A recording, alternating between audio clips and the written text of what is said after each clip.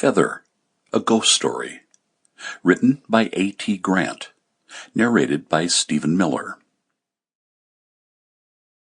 Chapter 1. There was a clatter and a jostling of wings. A feather broke loose and caught the breeze. It floated over a boggy pond, stalled and fell, the quill just breaking the inky surface. Slowly it began to rotate. Caught by the current, the feather skirted sphagnum moss and cotton grass.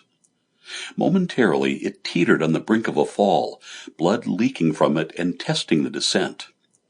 It slid from a glistening rock into a deeper pool, disappeared under an overhanging ragged tussock, and bobbed down the middle of the stream. The newborn burn broke free of the moor and took shelter in a wood of low, tangled stems. Someone sat there on a stump, crying. The feather slipped in and out of dappled light.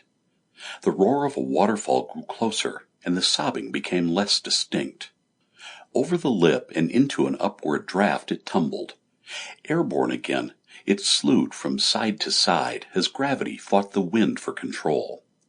Falling into a deep shade of a gorge, it disappeared temporarily from view. A beam of sunlight picked out the iridescent greens and purples across its flank as it re-emerged. The river fell, exhausted, upon an open field, and stretched its braided rivulets between the vermilion mats of turf. Elliott looked out at the scenery from the car window. He was sitting in the back. His younger brother Kevin was snoring loudly against his shoulder.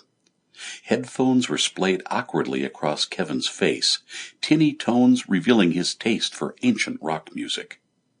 The vehicle smelled of the damp, and condensation was making it difficult to see more than the boldest outlines of mountain, island, forest, and loch.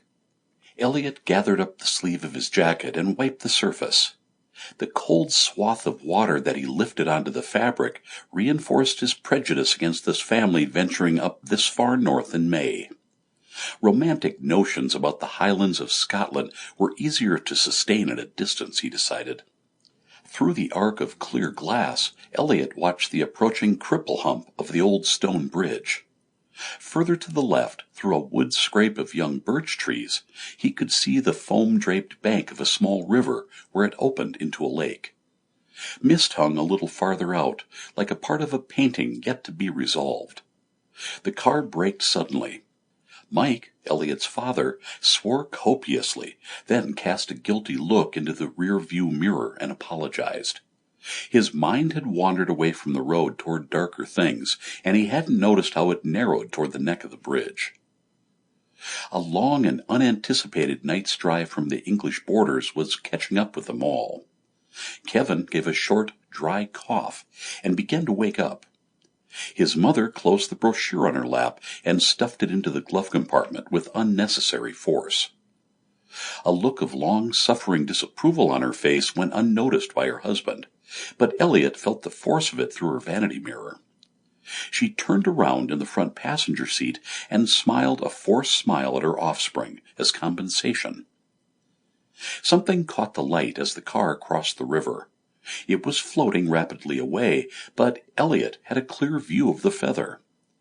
As he followed its path, concentrating hard to distinguish it from the troubled and broken surface, he was overwhelmed by a strange sensation. His insides were being drawn away. There was a physical connection to this trivial object. As he sat squirming in his seat to break the bond, his brother mumbled in protest at the unwanted disturbance, then mirrored his father's frustration by swearing.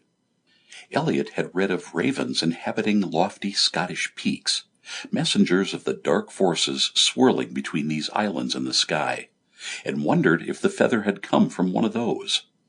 It had appeared too large to belong to a crow. No one else in the family would be remotely interested in such details of things natural, certainly not Kevin.